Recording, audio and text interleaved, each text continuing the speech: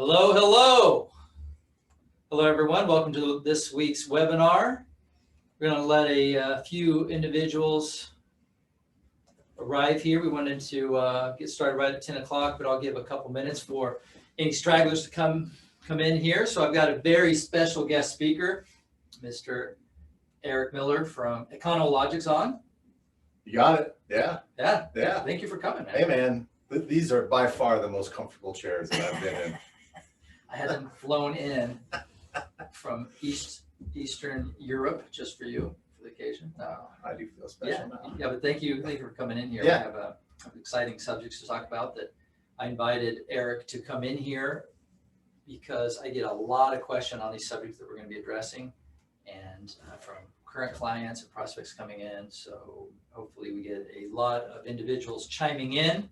So there's going to be there's a Q&A window there. There's a chat window. Feel free to put into the chat any questions that you have along the way, and we will work to answer those the best we can. And other than that, let's go ahead and get underway here. I love it. Talk about money, one of my favorite subjects. Let's talk about money, baby. Absolutely. It's one of besides family, definitely a fantastic subject to be talking about. Yeah. So tax strategies. So we're going to be talking about advanced tax strategies. Yep. Everyone wants to know what's some advanced tax strategies. And, you and I were joking that, or I was telling you, I often hear people ask for that, and they don't even have basic strategies in. So how about we address that first on an advanced tax strategy. So what is an advanced or just a tax strategy?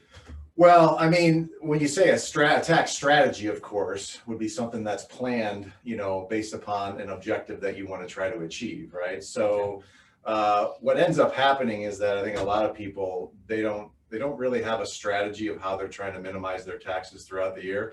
I mean, I get a ton of phone calls right now, and it's like, hey, how do I minimize my tax bill? And it's already December 15th or something like that. Yeah. So tax planning isn't something that you start at the end of the year. It's something that really has to be just part of your financial plan, because taxes are really a business owner's or anybody's, it's their biggest expense. I mean, when you really look at it, it is by far, I don't know any other expense that you have is 25, 35, in some states, 40% of, what you bring in. I mean, I know it's like crazy. It is nuts. Right. So it's number one, you really have to make sure that you take it seriously. It's not a passive activity. I think that a lot of people just kind of think that their accountant is just going to automatically minimize their tax bill, and that's not really what they do. So, I've always found that if you want to minimize your taxes, number one, you got to have willingness, energy, effort, follow through, and documentation. It's not something you can just sit around and wait for. Okay. So I'm just giving you that as a preface, because I think these are some things that we see a lot of business owners that they don't really look at this area and say, what is my strategy for the year? And the other big thing too, of course, would be the team, your tax team, because a lot of people have an accountant, and their accountants really are there more or less just to make sure that your tax returns are in good shape, to make sure that you're compliant with the IRS. But if you really survey most accountants, they're not there to try to minimize your tax bill. It's a great point. I wanted to ask about that. What's the difference between a tax strategist and a CPA? Exactly. So a CPA, of course, is trained in accounting, and their job is to make sure that your tax returns are compliant, that they're filed correctly, and that you would not get in trouble with the IRS if there was an audit. That's primarily what they kind of view their objective as being. Okay.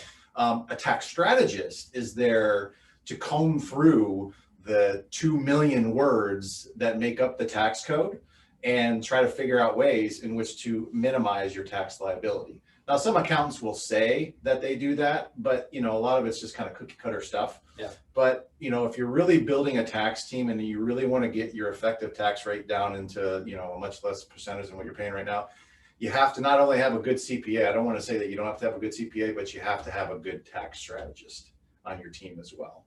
And I think it's invaluable to have something like that. Okay. So I just wanted to make sure that we had that point, because when you start looking at advanced tax strategies, most CPAs and accountants really aren't going to. And I don't, you look at it, I mean, 2 million words of the tax code. I mean, that's bigger than like, dude, I mean, there's like no way that you can like have someone that and expect them to have that much knowledge of every passage of the tax code. Yeah. It's kind of like, there's just no way that someone would know all of that. So you have to hire people that have spent time in researching the tax code. So with that, there's probably different shades of tax strategists too, because one might specialize in a certain strategy. Is that? Yeah, you're going to get people that, you know, depending upon where their expertise is, that there's different types of strategies, and there's varying degrees of strategies as well. I mean, there's good, better, and really good. Yeah. So, you know, I'll go through some basic tax strategies that a lot of accountants probably have heard in their studies or just, you know, in the course of doing business. And there's, you know, that are there to maybe minimize your tax bill, $5,000, $6,000, $7,000, $8,000. And then you have the next gradient up, which are a little bit more advanced tax strategies. And then you have tax strategies that a lot of people have just never heard of, or they don't know how to incorporate them. Like what? Give me some examples. Sure. So let's take a tax strategy called the research and development tax credit.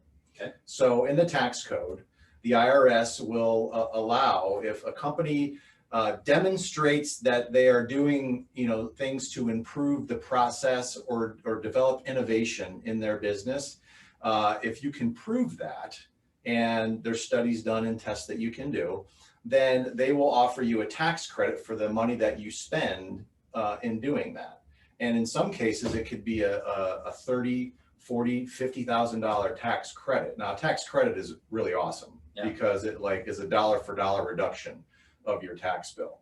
But that's something that, of course, you have to have an outside company come in, look at your business. You know, you have to go through a process. I mean, it takes time and it takes money to do that. But at the end of the day, man, if I can shave off $30,000, $40,000 on my tax bill, that's pretty impressive. Wow. So that would be one strategy. That'd be an advanced tax strategy. Okay. We'll take another advanced tax strategy. There is in the tax code a provision, and you know, this is how like Ted Turner, Donald Trump, you know, how you hear all these people, how come these guys get away with paying, you know, hardly any taxes at all? Like, what are some of the things that they're doing?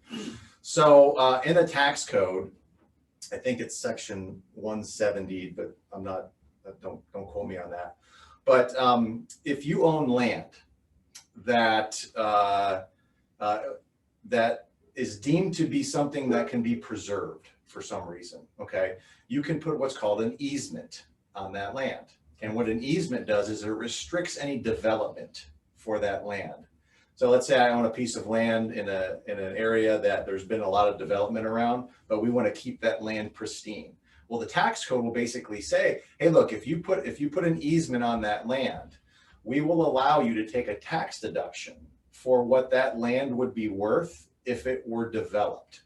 So let's say I owned a piece of land for $100,000 and I bring an appraiser in and they say, hey, this land would be worth $500,000 if you got it developed. I get a $500,000 tax deduction, charitable tax deduction by doing that. So they give you an appraisal on best use for that lot. On the best use of that land. Now you have to have an appraiser. You have to actually donate the land to what's called a land trust. You have to make sure that the land is, you know, there's a legitimate reason why this land would be developed. Okay, you got to prove all that to the IRS. You can't have like a piece of land on the side of a volcano and say, hey, you know, I own this land right here, and you know, I want to use this as an easement. Can't do that. And now most people are saying, well, I don't own a piece of land like that. Well, you can get into partnerships, so you can invest money into partnerships where you can take advantage of that.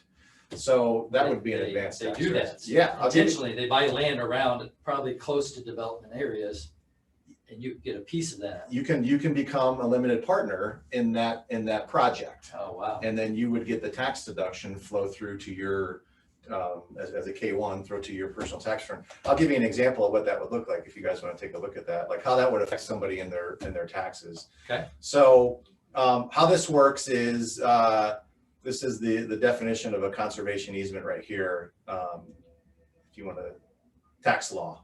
So again, it's a voluntary and legally binding agreement between a landowner and a land trust. So someone that owns a piece of land puts an easement on it. You have to donate it to some kind of a land trust or a public agency. So you still own the land, but you give up your rights to like developing it. Okay. Okay, that's all you're doing. You could still Forever? Forever. Okay. Yeah, forever. The easement permanently limits the use of the donated land in order to protect its conservation value. So again, and I know a lot of your people are charitably inclined and they like this. Again, you're preserving a piece of land so it's not developed.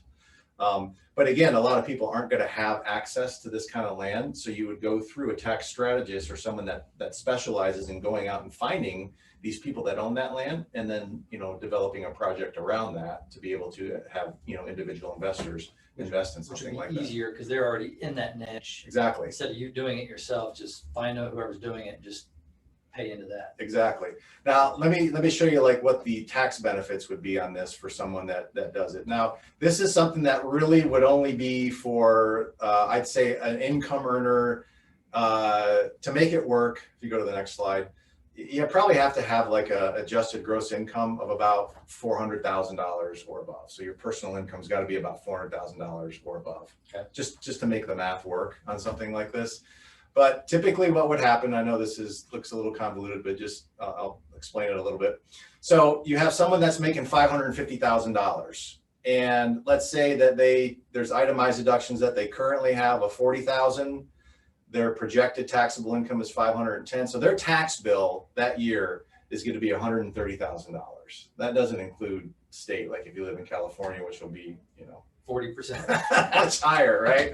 So let's say that they engaged and they put of that 129,000, they said, I'm going to take 55,000 of that money and I'm going to invest in one of these projects. Okay. Now there's a multiple of what they would get back of that 55,000 as a charitable deduction, because that's what it's considered, because you're giving up something. It's considered a charitable deduction.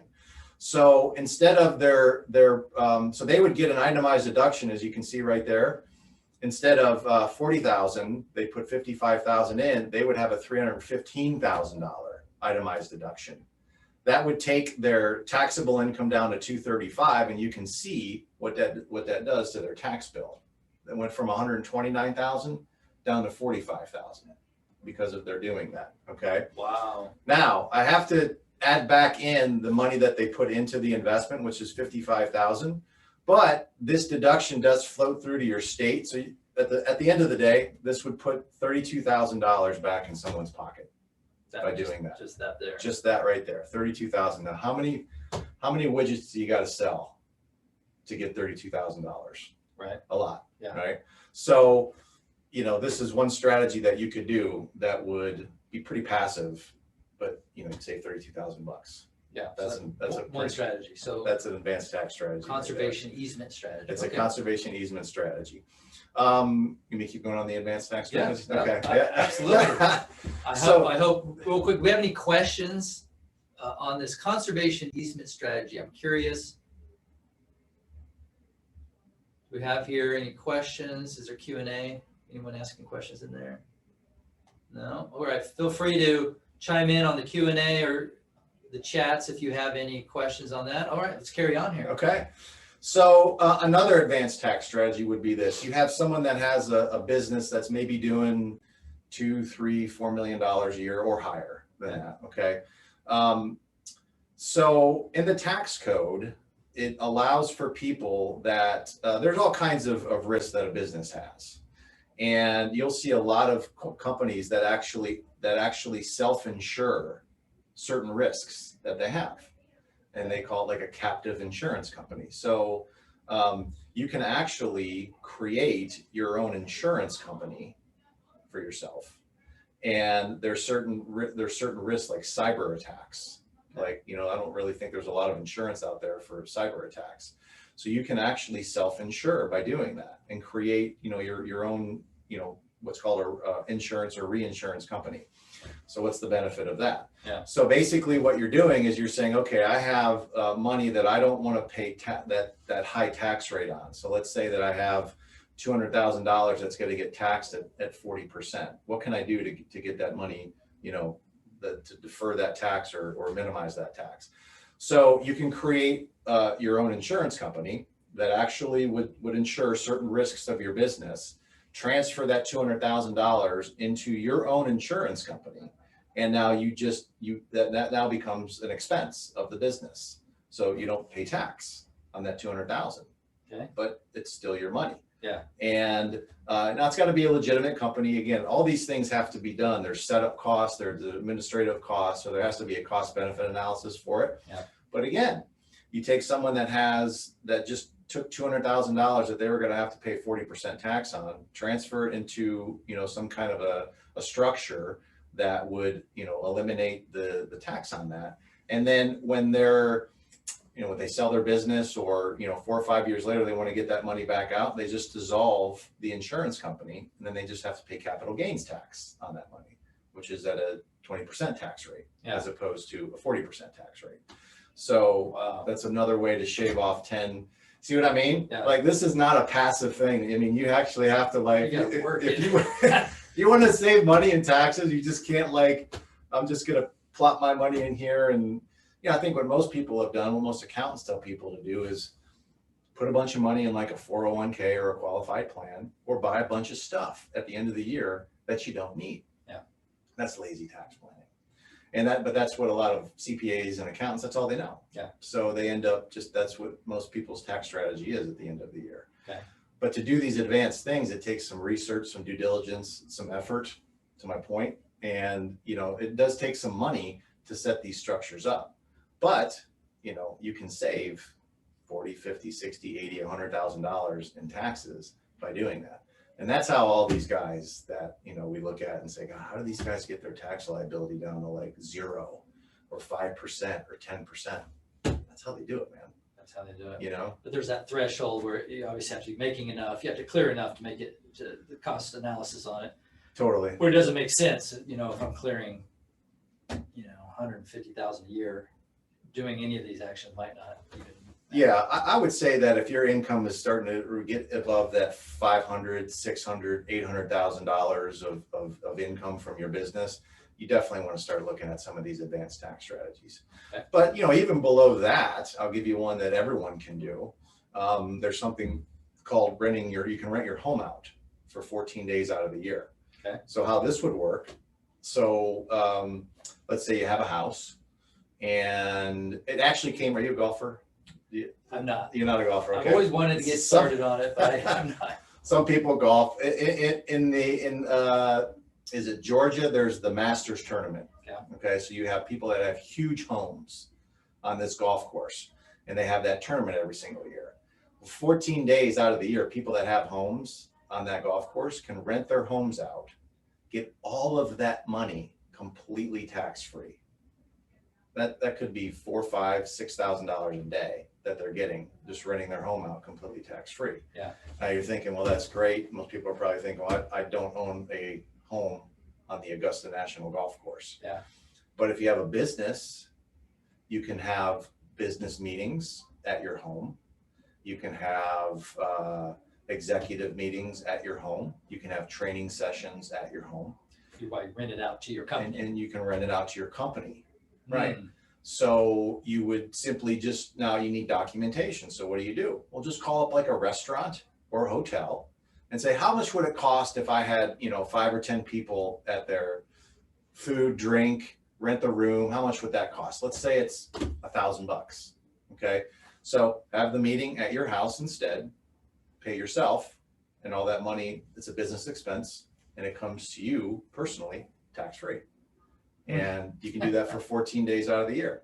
Wow. That's on $1,000 a pop. That's 14 grand that you just took off your tax bill by doing that. Wow. So that's what I'm saying. That's like it's not a passive activity at all. The little bit and pieces to make that whole pie. Yeah, it really is. It really is something that you just. I mean, I could keep going on. I mean, as far as like there's tips and tricks and all those things, but it's something during the course of the year that you really have to just embed in and kind of have as part of your mindset. We talk a lot about running your household like a business. Yeah. And I think that's an important concept. in that if you want to minimize your tax liability, you just have to have that mindset that my household is my parent company, and I'm going to run it like a business. And to do that, I'm going to have to get a team around me that can help, figure out all these things that I may not have the bandwidth to go out there and try to figure out myself. Yeah, I just want to fish or golf. I don't want that extra bandwidth. Okay. Yes. Any questions here in this area? I'm going to move on to some other questions that are coming up in my mind that I get quite often. Yeah. Yes, from Ivan. Thanks for doing this. Highly appreciate it. Can't wait to see you.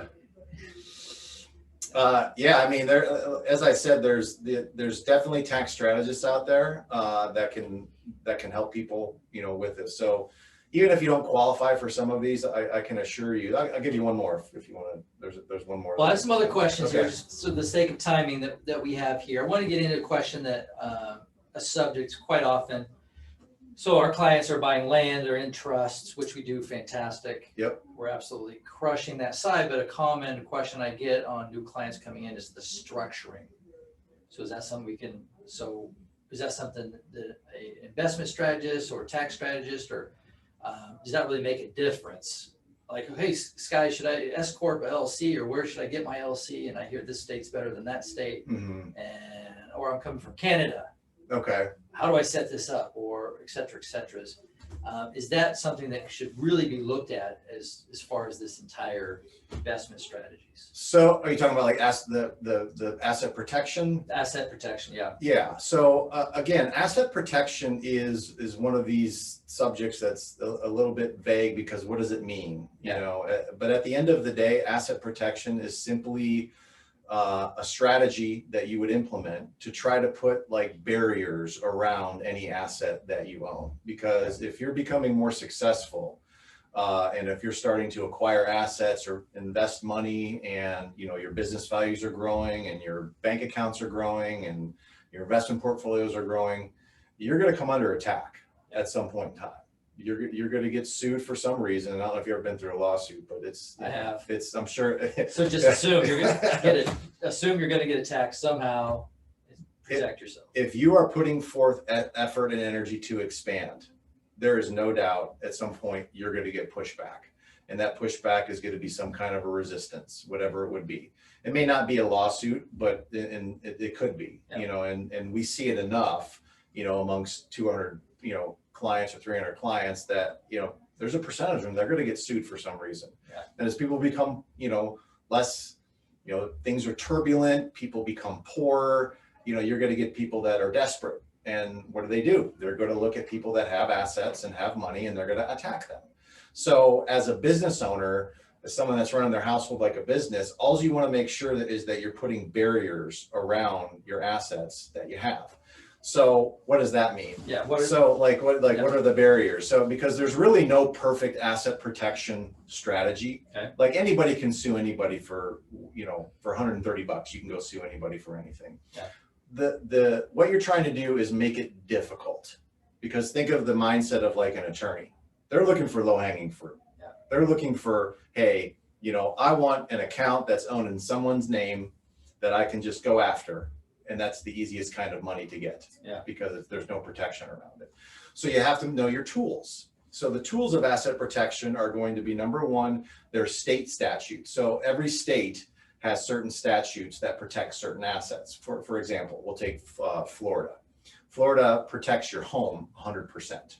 Okay. So remember the O.J. Simpson trial when he moved to Florida? Yeah. There's a reason he did that, because Florida has some of the best state statutes amongst protecting 401ks and houses. Wow. So they're really, really good. So you would, number one, look at your state statutes on asset protection. Number two, certain types of insurance. Like most people have liability insurance. There's something called umbrella insurance that would cover, any incident that would happen in your home or your car that your limits up to certain limits. And then of course, business structures. So business structures would be something like limited partnerships or limited liability corporations. And the reason that those are so attractive is because someone can sue you if you have an asset that's owned in like an LLC. Okay. there's something called a charging order. That is the only remedy a creditor has. And what does that mean? It basically means this, that let's say that you sue me and I have an asset in an LLC, okay? And you win. Okay, yeah. So you have a legitimate claim against this money inside of this LLC. Okay, the only remedy you have the judge can give you is a charging order. Okay, that charging order doesn't force me as the person that owns this. You don't get any rights to this thing. You don't get any rights to it, right? Yeah. You don't get any rights to the company. You can't force me to take any distributions or anything like that. So it really does. It's really just nothing more than, hey, you owe me $50,000, but I don't really have to take any money out of here if I don't want to. Okay. Now it would still be there, but now we have a point of negotiation. How bad do you want your money? Will you take 30,000? Will you take 20,000? See what I mean? Yeah. So it's just it's a way for you to have something that you can now negotiate. But limited liability companies, limited partnerships are two of the tools that we'll use to be able to protect a certain asset for that. So the states in which you can get it, I mean, are there better states than others? Probably. I would say that I have a Alaska LLC. Nevada has always been pretty good. What are some other ones? Wyoming would be another one that you can do. But I have a Florida LLC as well. Yeah. So there you go. Who's to say on that one? Okay. Yeah. So, but I think the point is that again, but asset protection is something that you want to do while everything is calm. Remember Hulk Hogan? Yeah. Okay. Of course. Who doesn't remember Hulk Hogan? Right? I drove by his place last night. Yeah. Remember, I think it was about 10 years ago. His son got in a car wreck, and there's the passenger of the car basically made him a vegetable. Oh no. So who got sued? Hulk Hogan did, right? So what he tried to do was he tried to create all these LLCs after the fact. And the judge basically said, you can't do that. Yeah. So it basically unwound all of the LLC protection that he would have had. Oh, wow. So you got to do asset protection while the financial seas are calm. Yeah. Of course, nobody, I don't want to do that right now. Yeah. Everybody wants life insurance. Once you've once you're diagnosed. Yeah, exactly. Can I get life insurance now? Nah. Yeah, it's a little after the fact, and we've had a common a client that we're talking about that. Sometimes it's a little too late. Yeah. It's December. People calling, and I get the questions too. How do I need to fix this? It's too late. It's December.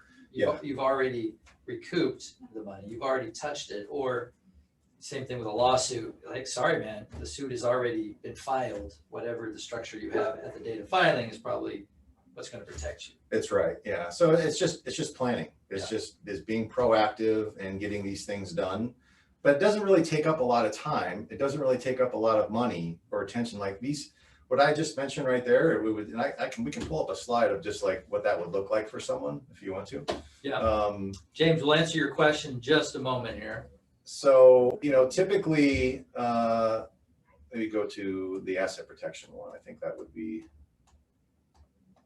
we'll talk about this later. This is actually a pretty good one too. So this is how most people own their stuff. Take a business owner. Maybe they have a building, like a commercial building or something like that. They'll own an LLC. They own their business, their intellectual property, their equipment. They usually own that in some kind of an S Corp or C Corp or maybe even LLC. And then they have all these other things that they own in your own name, like your house, a vacation home, boats and wave runners and all that stuff that can create huge liabilities, or just having money sitting in a checking or a savings account. Now, most people look at this and say, well, that looks like pretty good asset protection. And I'm looking at this and saying, there's a lot of risk here for someone. So what you want to do is you want to unbundle all of this. And what I mean by unbundling, and again, it may cost you a certain amount of money to do it, but here's the effects of that is that if you go to the next slide, it would essentially now segregate out all of these different assets that you own. So they're all deemed to be like their own little entity. And then that way, if one gets an attack, it doesn't allow all of the other assets to become targets of that particular lawsuit, Hmm. you know? And again, it takes some time, and you got to sit down with lawyers, and you got to stroke a check for $5,000 or $10,000. But I mean, I guess, how important it is to you? Yeah. You know? Yeah. How important is it to you? So is that what you're looking at cost? Because I hear LegalZoom, or there's just different easy ways to set up LLCs and stuff. yeah, Some of the simpler stuff, could you possibly do that yourself? totally. Yeah. I mean, you can do a lot of this yourself. I mean, setting up an LLC, and that doesn't cost a lot of money. Yeah. I guess my viewpoint is that you either do it right or you do it again. And if you're like, Good saying. so if you're looking at this and saying, oh my God, this is going to be a fortune, I'm like, it all depends on how much in assets that you have. Yeah. You know, if you start having like getting that 5 to 10 million range of assets and net worth, you know, it's worth it to spend the money to do that. Because one attack can wipe you out. I've experienced it. Yeah. We had a structure in we thought was solid, but it got unraveled pretty easy. Yeah, it just takes one. I mean, think about this. A lot of people have kids that are starting to drive, and okay, you know, they hit one person, two people that's happened to this year, where their kids have gotten in car accidents. And they sue the parent. They're going to sue the parents, right? Because the parents are probably paying for the insurance and such. Yeah. So again, I mean, the umbrella coverage would help with that. But, you know, what if they kill somebody? Yeah. Or what if they hurt someone that's like a doctor or something like that, where they can't do their livelihood anymore? I mean, you're looking at $4, $5, $6 million judgment against somebody, and that can wipe somebody out. So never say it can't happen to you. Wow. So again, it's just being proactive Yeah. on your planning. Yeah, absolutely. Okay, great. So what was that question we have here? We have a couple. So James, hello James. All right. What tax strategies would you recommend for a nonprofit entity with revenue generating activities / businesses under it? Oh gosh. Some of these questions might have to be a private conversation. That may be above my pay grade right there. Tax strategies recommend for a nonprofit entity with revenue generating activities. Yeah, because I would look at that if you've created some kind of a nonprofit, like a foundation or something like that. Because I'm just looking into this right now, like the people that have created private foundations for themselves.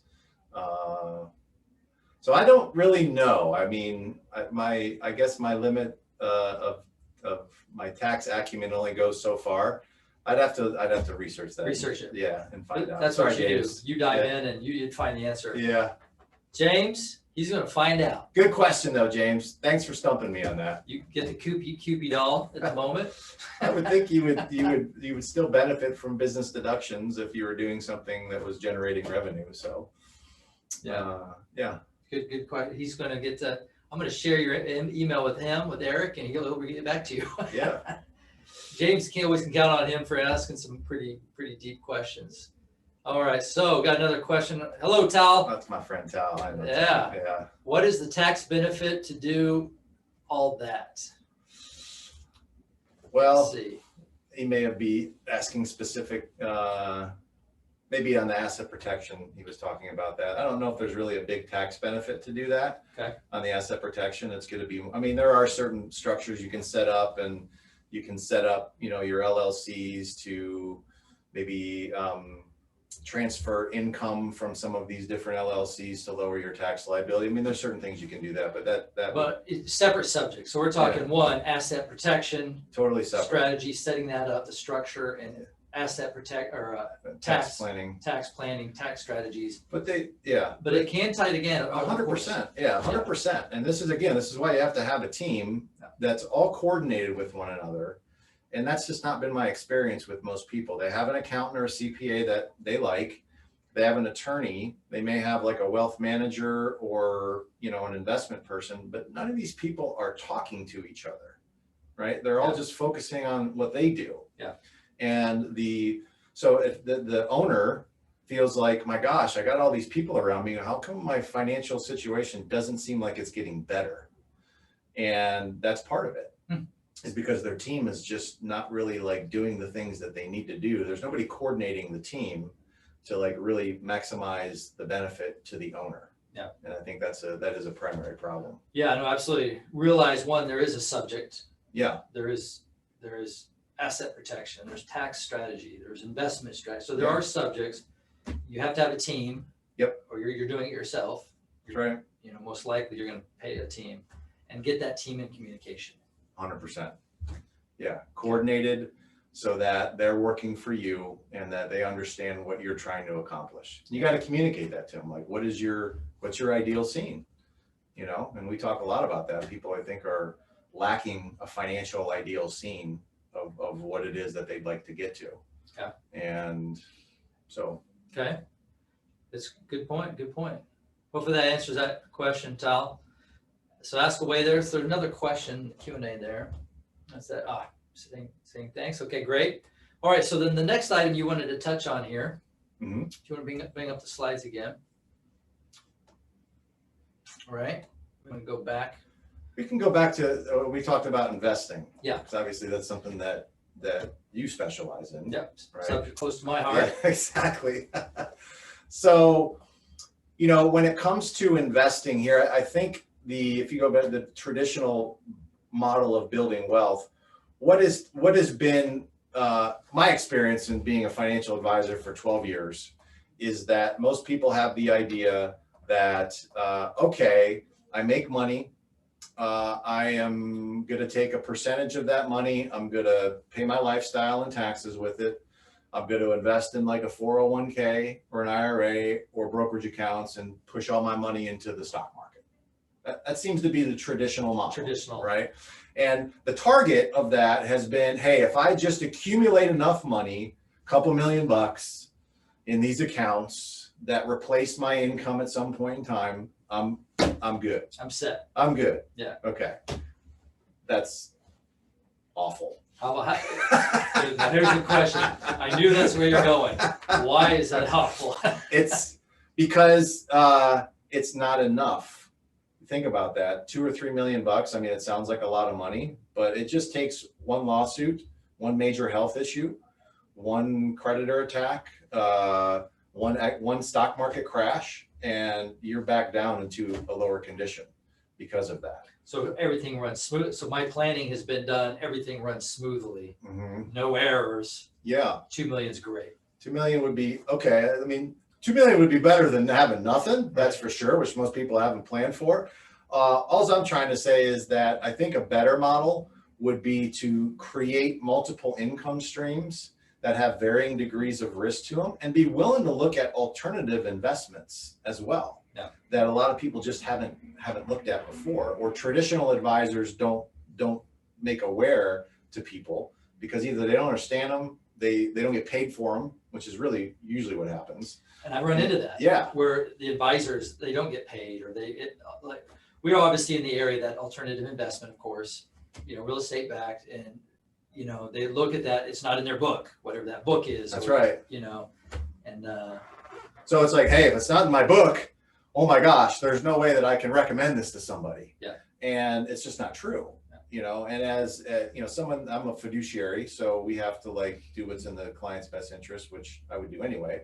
Yeah. But legally, you know, how can you not look at an area like real estate, which people have made millions and millions of dollars, billions of dollars, yeah. That has produced a lot of income, reliable income for people over the years, and not have solutions for people in that area. Yeah. And that never made any sense to me. So when we came up with, you know, our model and our system, you know, I always included, you know, hey, you know, when you're positioning money that you're going to deploy to create other income streams, you have to include real estate in that category. Now, how you go about doing it, if you want to do it yourself, that's fine, right? And there's only been a couple of people that I've ever met in my life that were really good at like the whole buying single family homes and you know, rehabbing them and building them up. And I can count on my one hand how many people, the amount of people that have done that successfully. I agree. Right? I agree. So many people. And they do it wrong because they, you know, they're not buying the property correctly, and you know, they don't like it, or they're I think what they're doing is they think it's just going to be something that's really easy, and I don't think it's that simple. No, it's a job. It's definitely a job. Yeah. But if you do it right, it can be very successful. Yeah. So to that point, I think you have to look at this alternative asset class, and here's the strategy that I usually would share with most people, just because I think it's a more sane strategy, because the target isn't just accumulating a couple $1,000,000 in an account. It's creating multiple income streams for the benefit of the parent company. We talk a lot about that, but your household, kind of look at it as your parent company. Like Facebook owns 83 different companies. They're the parent company. Yeah. All right. So your household is your parent company. So if you have a business, that is simply an asset of the household. Okay. Now, for most people, it's their biggest investment, their business is, and it's also the highest generator of cash flow. So one of the, I think, most successful actions you can do is to set up, and if you click the screen right here, what's called a wealth storage account. What is that? So every business owner should be taking 10% of their business revenue, not just their profit, their revenue. Overall revenue. Overall Gross revenue. revenue. Every week. Yeah. And putting it into a personal wealth storage account. Now, like, what's a wealth storage account? Where do I get one of those? It's just a bank account, right? Yeah. But you set up a structure, you name it a wealth storage account, and that money that you're channeling in there isn't for boats, isn't for cars, isn't for anything except for creating other income streams so that you're not relying upon your business for the rest of your life. That's what it's for. And, that money gets deployed. I mean, you can do traditional wealth management. You can put it in insurance products. So there are really good insurance products that protect money, provide tax-free income. And then, of course, real estate. And that would be the strategy that I think a lot of people that we really try to train a lot of people. That's the strategy of how you're going to do that. Because now what you've done is now you have your business income. You're creating, maybe you're putting money in like a qualified plan or a 401. I'm like totally against those things. Just don't put all of your money in qualified plans or 401ks. And then putting your money in the wealth storage account. Now it gets you 1, 2, 3, 4, 5. Now I got 5 income streams for the household as opposed to 1, with all different degrees of risk to them. And I think predictable and reliable income that is, for the benefit of the household. So I don't know if it's perfect. I wish it was like just that easy. There's a lot of stuff that goes involved in setting all these things up. But I think it's a more sane way to look at your household and trying to create that layer of like, I have income coming in from here, and here, and not just one source. Yeah, for sure. Well, I definitely like that you push, that you see the real estate factor is such a key component of that, because the number was that like 92% of all millionaires or something were done with real estate. Yeah. Blah, blah. Whether, I don't know if they're ever able to quantify that exactly, but it's a lot. So we have that, and similar to our system, super low risk, like during this whole economic junk that's going down, these lockdowns, et cetera, our system's performing even better. I talked to a gentleman that was in real estate, had a lot of, so here's what kind of real estate is best is maybe a question. I talked to a gentleman last week, and he went from Airbnb, doing fantastic, 129 some odd Airbnbs. Wow. And he's down to, I think he said about 20 to 30-ish or 27 or whatever it was. He's like trying to get rid of it all, because right now it's just Airbnb is losing tons of money. So what is good at one time period obviously is not good for another. So I guess the question is, what would you recommend in the real estate area? What have you found, or what have your clients found is like some of the better things to do? Well, again, I think it's a business, right? So like any other business, you have to look at it like that. Businesses are going to go through different cycles, of course. But when it comes to real estate, I try to keep it simple. If something, it has to be producing cash flow. I think it needs to be in some kind of a real estate that has a simple story or makes sense, right? Like people are always going to need affordable housing. Yeah. Like, I don't think that's going to change. Now, whether apartment complex, that means apartment complexes, that means what you guys are doing. What I like about what you're doing is that there's no debt involved. Yeah. Which I like that, because this is where people get really in big trouble. Leveraging. There's too much leveraging. So yeah. I like that. You know, another area is self-storage units. I think that's an area that, because people never throw anything away. So you look at that, you know, maybe that's an area that is you know, has some attractiveness to it. I'm hearing a lot of mobile home parks now, or another area that people are, you know, investing in, and because people always are going to want someplace to stay. Again, it's affordable housing. So Exactly. yeah. So that area, I think, would be, and even if you want to buy single family homes, just, you know, make sure you negotiate on the front end a really, really good deal. Yeah. Right. And as my friend Tal does, he's really good at like negotiating, and because I think that's how you really succeed in real estate, is on the buy. Yeah. Is when you're buying something. Yeah. So, but it just has to be a simple story, you know, and apartment complexes, self-storage units, mobile home parks, you know, affordable housing, it's easy, it's simple, it's not complex to me. Yeah. And I think that's always going to be in demand, and it's going to be in need, but you just have to find people that know what they're doing, and you have to trust the operators. Like I'm not going to go out there and buy a self-storage unit myself, because I don't know how to run one of those things, but I would trust that my money with someone that I know does, you know, like what you guys do. I mean, you guys know what you're doing, you know, you understand all the logistics, the administrative aspects of that. You have a system, and you got to trust the operator. And I think that's how you're going to have success investing in real estate, if you trust the person that's operating it. Huge. Yeah. Trust is a huge 100%. Yeah. And your cash on cash return has to be commensurate with the risk that you're taking as well. Yeah. So, you know, looking at, you know, would I do something that I'm only going to get a 4 to 5% return on? Probably not. I would want something where because you are deploying capital, you give up liquidity of the money. So I would expect that I'm going to get something in more of the range of 6, 8, 10% on my money. Yeah, at that low, you're just keeping up with inflation. Yeah, basically. Totally. So if you're going to deploy your money and you're going to give up liquidity to it, I'd want to make sure that I'm getting at least that kind of return. For it. Okay. Yeah. Okay, good. All right. Any other questions? Another one from Tal here.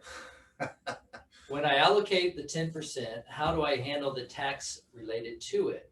How do I add that to the trust that you did talk about before? Okay, well, I mean, look, the 10% is generally considered, for a business, it's going to be a profit distribution.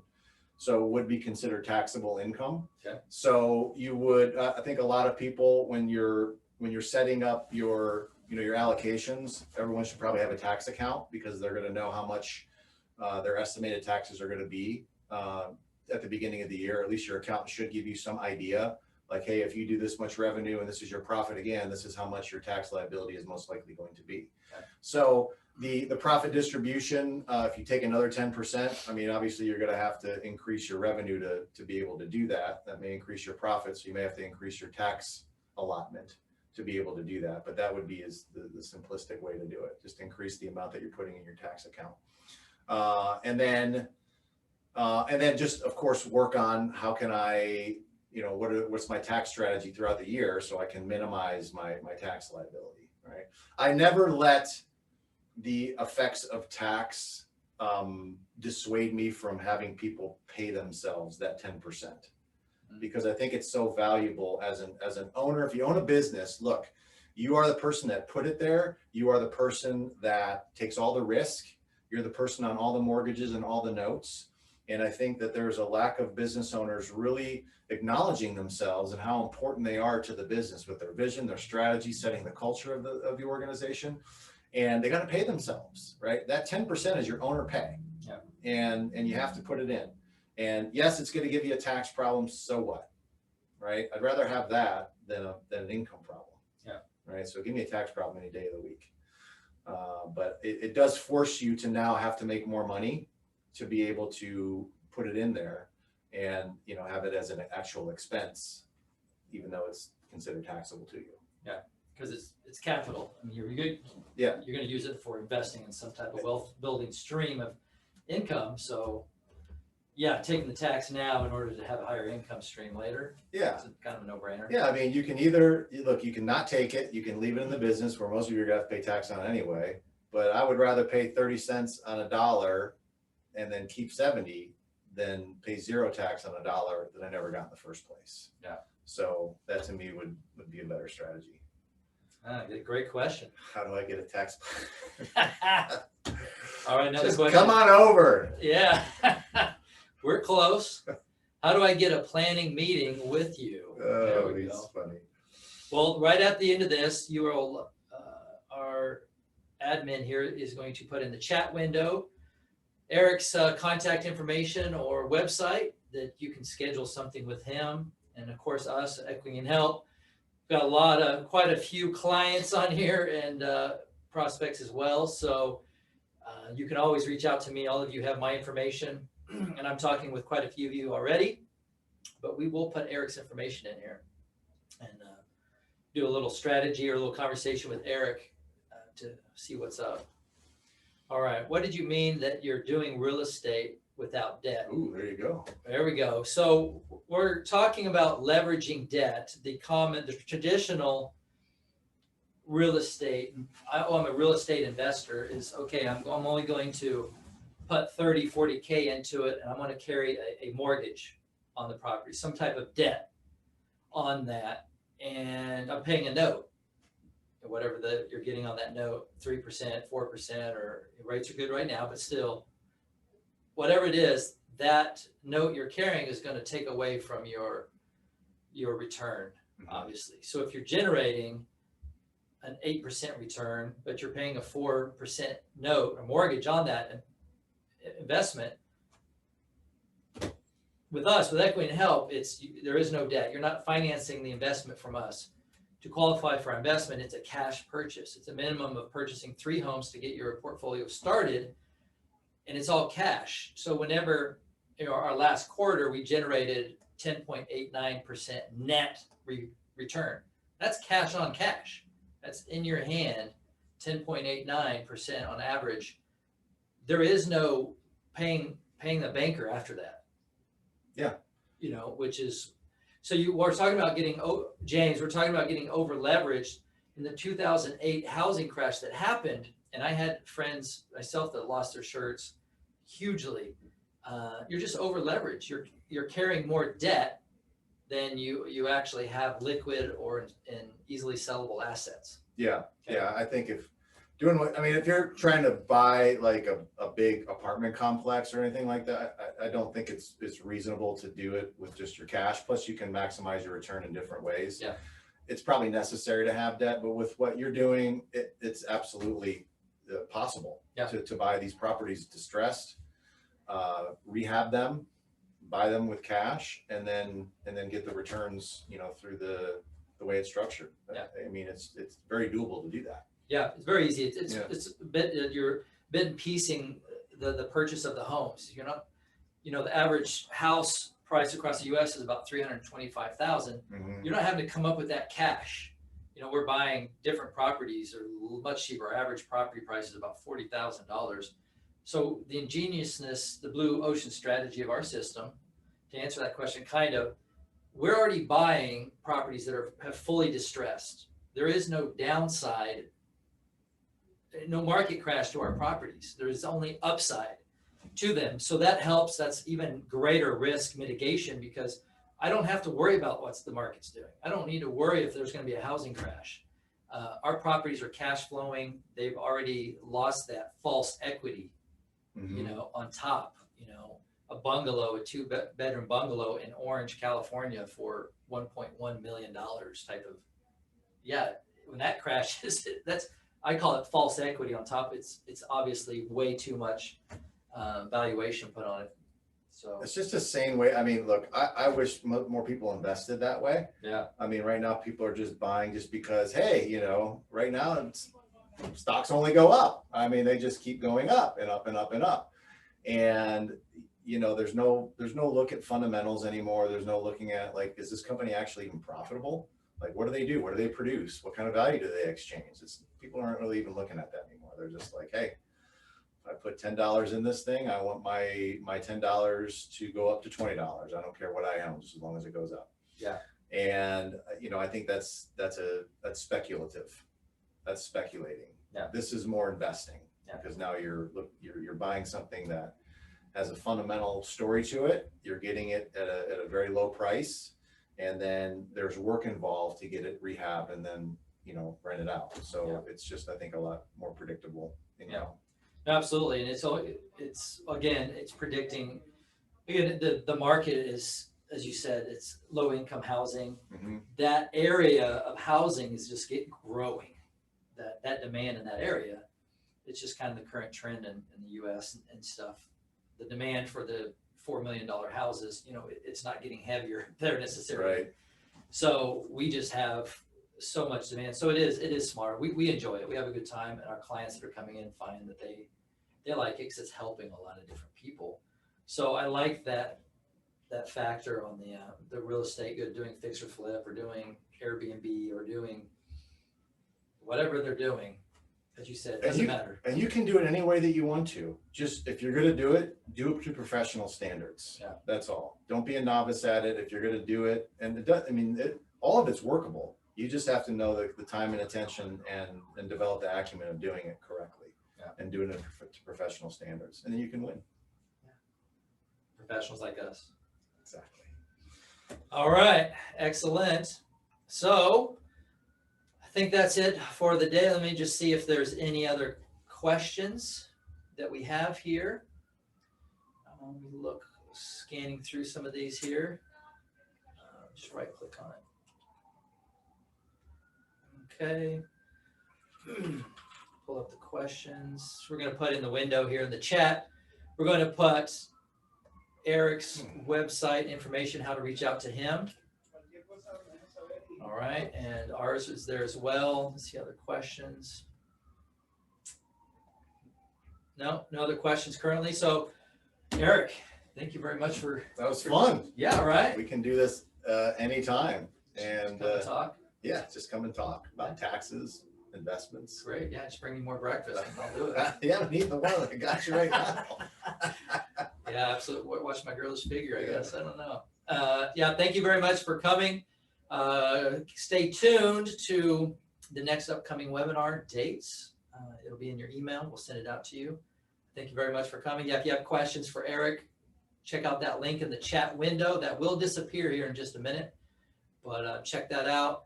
Reach out to him. Reach out to me. If you're working with me, I want to hear from you today. I can fix everything up as far as your structuring and all your investments.